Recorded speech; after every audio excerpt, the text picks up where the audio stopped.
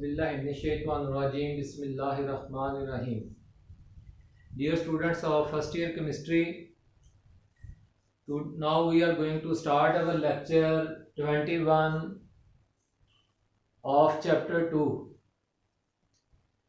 हमने चैप्टर 20 के अंदर जो है वो फिल्ट्रेशन का टॉपिक शुरू किया हुआ था, तो उस टॉपिक के फिल्ट्रेशन का टॉपिक जो है वो हमारा मुकम्मल नहीं हुआ था, तो उसको आज हम एपिसोड 2 के अंदर जो है वो मुकम्मल करेंगे। और साथ जो है वो हम क्रिस्टलाइजेशन, जो कि हमारा अगला टॉपिक है इस चैप्टर के अंदर, उसका भी थोड़ा सा काम जो है वो करेंगे। तो फिर इस तरह से जो है वो ये हमारा जो है ना वो मिला जुला के जो है वो एक दो पेज जो है वो मुकम्मल हो जाएंगे। तो बड़ा जी बात ये है कि हमने फिल्ट्रेशन में डेफिनेशन पढ़ी थी, the separation of insoluble particles from the liquid mixture is called filtration. तो उसके हमने दो मीडिया पढ़े थे। लेबोरेटरीज में हम जो है वो फिल्टर पेपर के थ्रू फिल्ट्रेशन करते हैं या फिर क्रूसिबल्स के जरिए से। ये क्रूसिबल्स का मतलब होता है नालियां। तो आपने शायद जो है वो लेबोरेटरी के अंदर जो है वो टाइट्रेशन फ्लास्क देखी हो, कुछ इस शक्ल की होती है। तो वो जो टाइट्रेशन फ्लास्क होती है ना जी,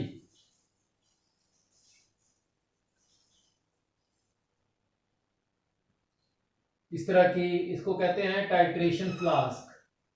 तो इस टाइट्रेशन फ्लास्क का जितना माउथ होता है ना जी, इतने माउथ के साइज के बराबर का एक जो है वो एक अलग छोटी सी मार्कर का, जैसे ये ढक्कन है, इस तरह के ढक्कन के साइज के बराबर की जो है मतलब लंबाई में, लेकिन चौड़ाई जो है वो उसकी कितनी होनी है, चौड़ाई जो है वो उसकी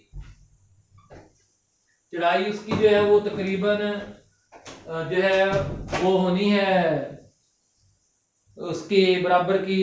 ये जो है ना, यानी कि चौड़ाई जो उसका मुंह होगा उस क्रूसिबल का, डायमीटर जो होगा वो इस फ्लास्क के माउथ के बराबर का होता है और लंबाई जो है वो इसके बराबर होती है।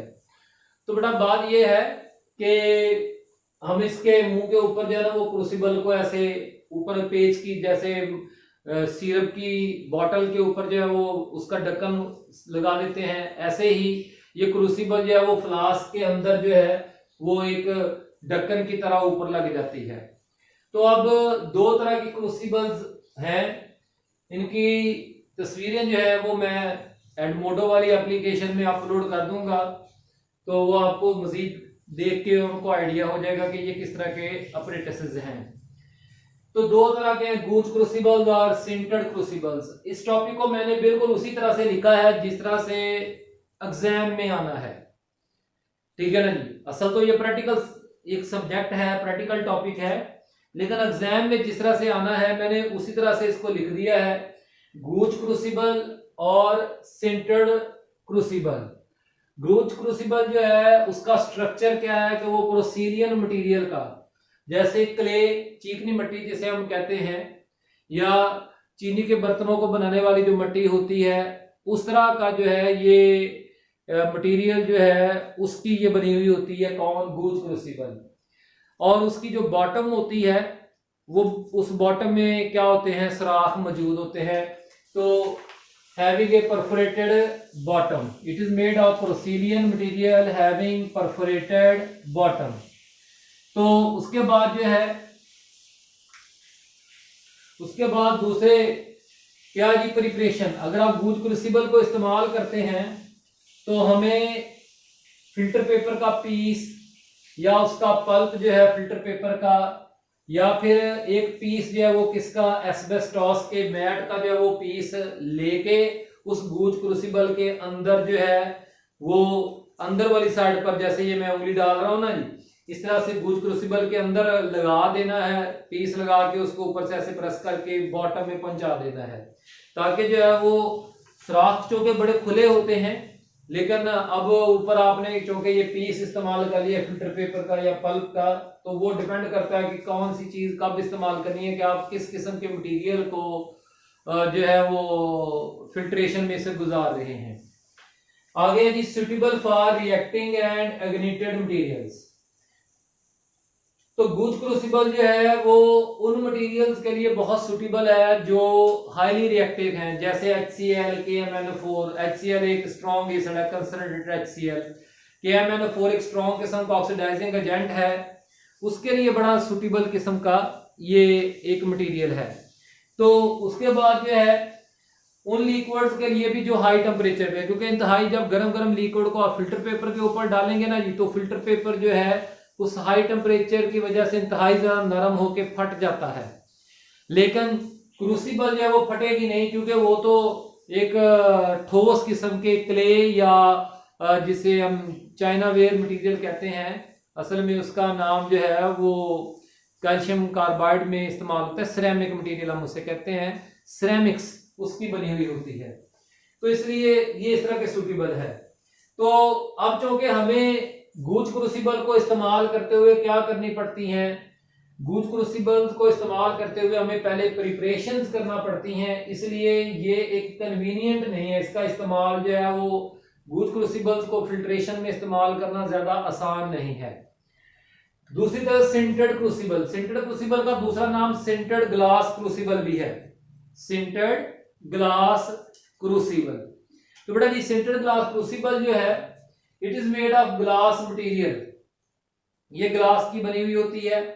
एंड इट्स बॉटम, इसकी जो बॉटम होती है वो ओपन होती है दोनों साइड से, ऊपर वाली साइड से भी नीचे से भी बॉटम ओपन होती है, लेकिन इसकी बॉटम में जो वो सील किया जा सकता है, एक पेज की तरह डिस्क लगाई जा सकती है और वो डिस्क खुद पोरस होती है।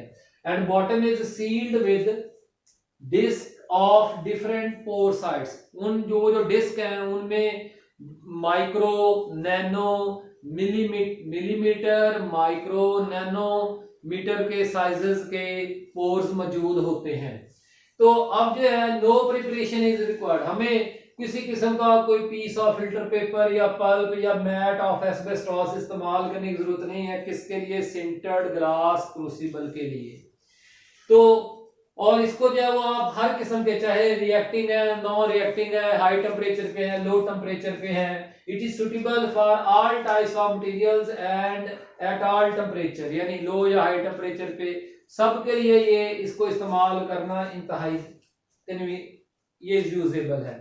तो चूंकि इसमें हमें प्रिपरेशन नहीं करनी पड़ती, इसलिए it is convenient to use, ये अपने इस्तेमाल में बहुत आसान है।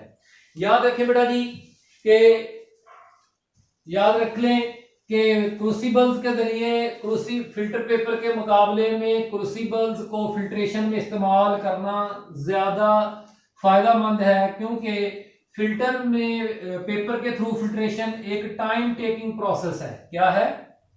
एक टाइम टेकिंग प्रोसेस है, लेकिन जो है filtration through crucible has greater rate than through papers. ये आखिरी लाइन में मैंने लिखा है, filtration through crucible has greater, ये एडवांटेज है कि which method of filtration is more better और मोर और गुड देन अदर वंस। तो बेटा जी फिल्टर पेपर की बजाय क्रूसिबल्स के जरिए से फिल्ट्रेशन करना ज्यादा बेहतर है। अब आ जाते हैं किसकी तरफ, हम अगला टॉपिक शुरू कर रहे हैं, क्रिस्टलाइजेशन। तो क्रिस्टलाइजेशन जो है उसकी दो डेफिनेशंस जो है वो आपकी किताब में मौजूद है। पहली डेफिनेशन ग्लॉसरी में से मैंने ली है, पहली डेफिनेशन ग्लॉसरी में से ली है, a process in which A crude product is purified. एक क्रूड प्रोडक्ट जो है, क्रूड प्रोडक्ट रॉ प्रोडक्ट, जब वो प्रोडक्ट बनती है तो उसके साथ कोई और प्रोडक्ट भी बन गई है, ठीक है ना जी। इस प्यूरिफाइड, उसको प्यूरिफाई किया जाता है, यानी उसको सेपरेट किया जाता है, रिएक्शन मिक्सचर में से अलग किया जाता है, obtained in the form of crystals, और प्यूरिफाई करके यानी सेपरेट करके वो हमें वो हमारा डिजायर्ड प्रोडक्ट किस फॉर्म में हासिल होगा, क्रिस्टल्स की सूरत में। इस प्रोसेस को क्या कहते हैं? A process in which a crude product is purified and obtained in the form of crystal is called crystallization। ये डेफिनेशन मैंने आपकी किताब में मौजूद ग्लॉसरी से नोट की है। फिर आपकी किताब के टॉपिक में क्रिस्टलाइजेशन की डेफिनेशन कुछ इस तरह से लिखी हुई है। क्या लिखी हुई है? Crystallization is the removal of a solid from solution by increasing its concentration above the saturation point in such a manner that the excess solid separate out in the form of crystals, तो ये बड़ा जी definitions हो गई crystallisation की। तो crystallisation की significance क्या है, हमें क्रिस्टलाइजेशन की टेक्निक कब इस्तेमाल करनी है तो ये भी एक सेपरेशन टेक्निक ही लेकिन ये सेपरेशन टेक्निक कब, जब हमारा डिजायर्ड सॉल्यूट जो है वो लिक्विड के अंदर सॉल्युबल है। फिल्ट्रेशन कब इस्तेमाल की थी, जब desired solute, desired component insoluble था लिक्विड में। जबकि क्रिस्टलाइजेशन उस वक्त हम सेपरेशन टेक्निक के तौर पर इस्तेमाल करेंगे, उस वक्त इस्तेमाल करेंगे जब क्या होगा, हमारा जो डिजायर्ड कंपोनेंट है, जब हमारा डिजायर्ड कंपोनेंट जो है वो सॉल्युबल फॉर्म में हो।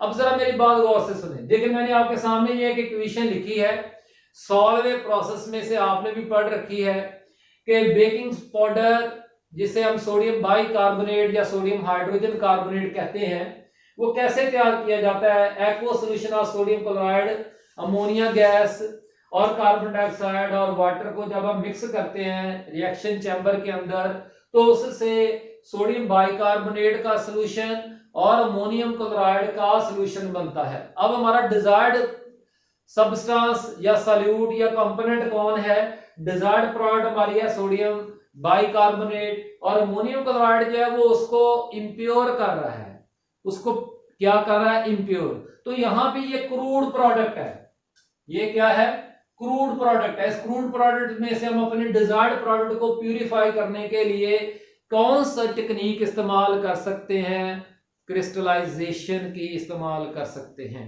ठीक है ना जी। ये ऐसा क्यों है, ऐसा इसलिए है कि डिफरेंट जो साल्ट्स होते हैं या सब्सटेंसेस होते हैं, उनकी किसी एक सॉल्वेंट में किसी एक खास टेम्परेचर पर हल होने की मकदार एक जैसी नहीं होती। तो गिवन टेम्परेचर पे हो सकता है कि अमोनियम क्लोराइड जो है वो ज्यादा हल होता हो और सोडियम बाइकार्बोनेट जो है उसी सॉल्वेंट में कम हल होता हो। तो अगर आप उस टेम्परेचर को मजीद कम करें तो सोडियम अमोनियम क्लोराइड जो है वो, सोडियम बाइकार्बोनेट जो है वो अपनी क्रिस्टल्स बनाना शुरू कर दे। आप वो अब क्रिस्टल्स बनाएगा, सॉलिड पार्टिकल्स बन जाएंगे। आप क्या करेंगे, उसकी फिल्ट्रेशन कर देंगे तो सोडियम बाइकार्बोनेट की क्रिस्टल्स जो है वो फिल्टर पेपर के ऊपर हासिल हो जाएंगी। इस तरह से आप प्यूरिफाई कर सकते हैं क्रूड प्रोडक्ट्स को जो है अपनी डिजायर्ड प्योर प्रोडक्ट हासिल करने के लिए। बेटा जी प्रिंसिपल ऑफ क्रिस्टलाइजेशन, अगला जो पॉइंट है क्रिस्टलाइजेशन के टॉपिक में, प्रिंसिपल ऑफ क्रिस्टलाइजेशन, इसको हमने कैसे करना है। तो सॉल्यूट, इसका आपकी किताब में मैंने लाइन लिखी है। बड़ा ही सिंपल सी बात है कि पहले हम सॉल्वेंट को हाई टेम्परेचर पे ले जाते हैं और उसमें हाई टेम्परेचर पे जो है क्रूड प्रोडक्ट जो कि इम्प्योर है उसको उसमें हल करते हैं। हाई टेम्परेचर पे वाटर जैसे सॉल्वेंट के अंदर ज्यादातर सब्सटेंसेस ज्यादा मकदार में हल हो जाती हैं। फिर हम उस सोल्यूशन का टेम्परेचर आस्ता आस्ता लो करते हैं। तो जब लो टेम्परेचर पे आएगा तो जो वो सब्सटेंस जिसकी सॉल्युबिलिटी लो टेम्परेचर पे कम होती है वो क्रिस्टल्स बन बन के जो है वो सोल्यूशन की बॉटम में जमा होता जाएगा। तो फिर हम उस कोल्ड सोल्यूशन की क्या करेंगे, फिल्ट्रेशन करेंगे, तो उसमें से क्रिस्टल्स को कलेक्ट कर लेंगे, अलग कर लेंगे। तो बेटा जी ये आपकी किताब में ये बातें कुछ इस तरह से लिखी हैं, मैं पढ़ के बताता हूं। पेज 32 पे लिखा हुआ है क्या जी, the basic principle of crystallisation is the fact that the solute should be soluble in suitable solvent at high temperature and excess amount of the solute is thrown out as crystals when it is cooled. तो ये इसका basic principle of crystallisation है। तो अब इसके steps of crystallization, तो सबसे पहला जो स्टेप्स ऑफ क्रिस्टलाइजेशन में है कि आपको अपनी क्रूड प्रोडक्ट जो है उसको सेपरेट करने के लिए कोई सॉल्वेंट चूज करना। मैं स्टूडेंट्स को एक कहानी सुनाता होता हूँ, आप भी जरा सुन लें। क्या जी, मिसाल के तौर पर जो है वो मैं बाजार जा रहा था, चीनी और नमक लेके आ रहा था, बाई चांस क्या वो दोनों शापर फट गए।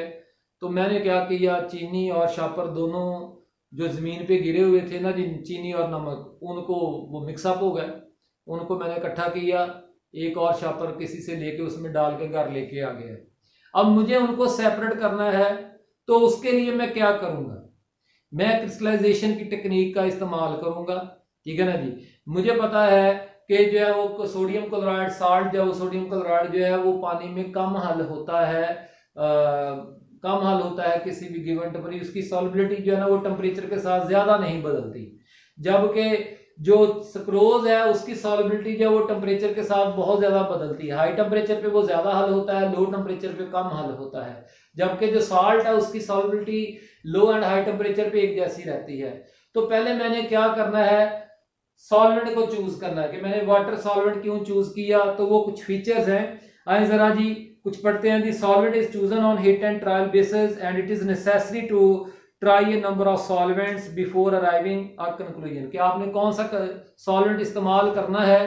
तो आप कई तरह के सॉल्वेंट्स को थोड़े थोड़े से उसमें सॉल्यूट के वो अपने सैंपल डाल डाल के देख लें, आपको आइडिया हो जाएगा कि ये सॉल्वेंट अच्छा है।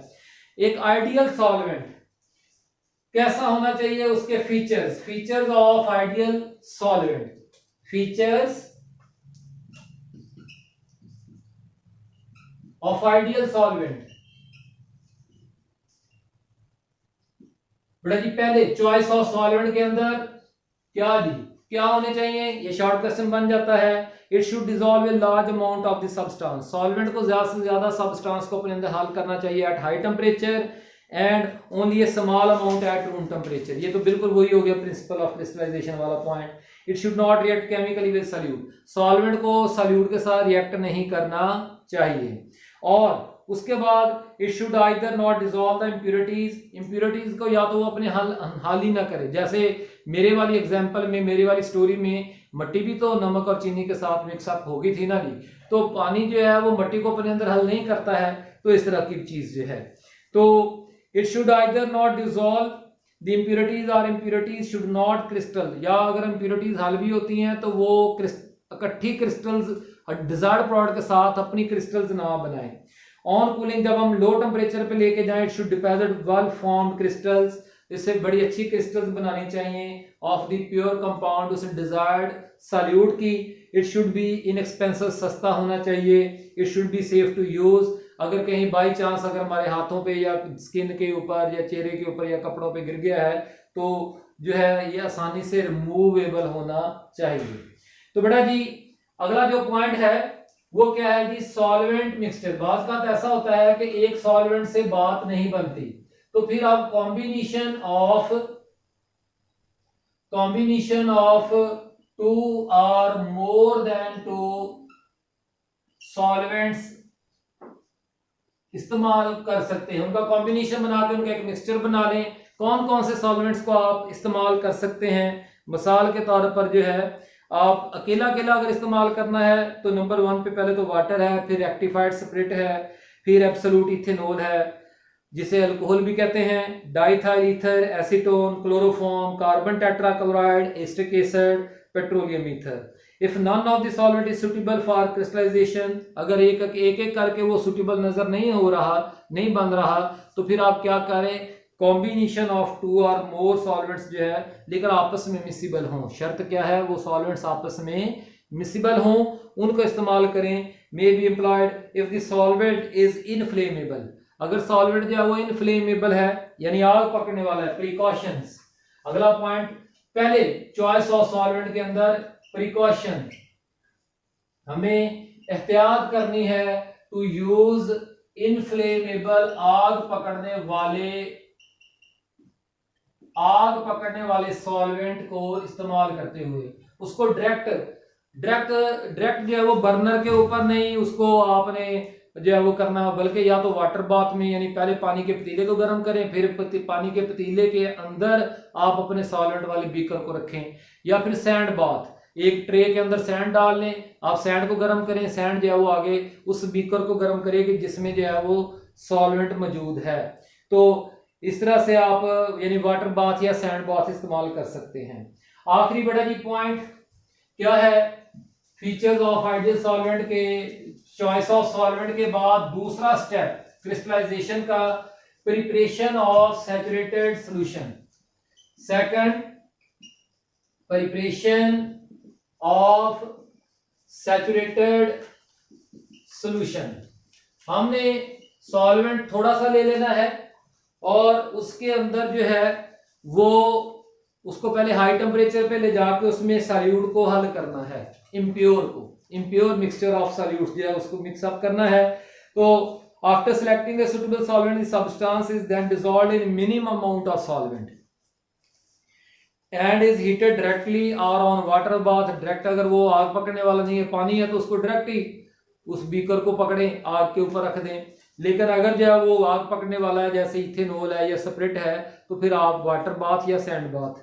तो कांस्टेंट स्टीरिंग मुसलसल लगाते जाएं और उसमें क्या डालते जाएं, इम्प्योर सॉल्यूट को डालते जाएं। तो आखिरकार एक ऐसा टाइम आ जाएगा कि मजीद इम्प्योर सॉल्यूट जो उसमें हल होना बंद हो जाएगा, तो हम कहेंगे हॉट सैचुरेटेड सॉल्यूशन जो है वो बन गया है। अब सॉल्यूट्स जो हैं वो हाई टेम्परेचर पर मौजूद हैं सॉल्वेंट के अंदर, तो इसलिए ज़्यादा से ज़्यादा हल हुए हैं। तो to boiling solution if necessary until, अगर आपको महसूस होता है कि वो कुछ थोड़ा सा बॉटम में जमा है, तो मजीद और सॉल्वेंट डाल दें ताकि जो है वो सारे का सारा जो सॉल्यूट है वो हल हो जाए। फिर उसके बाद क्या करना है, थर्ड स्टेप बेटा जी लिखा हुआ है फिल्ट्रेशन। ये इंशाल्लाह ताला हम लेक्चर यहां से लेक्चर 22 जो है उसमें इस टॉपिक को कंटिन्यू करेंगे। तो कोई सवाल हो पूछें। अल्लाह ताला हम सबके मदद फरमाए। आमीन। शुक्रिया।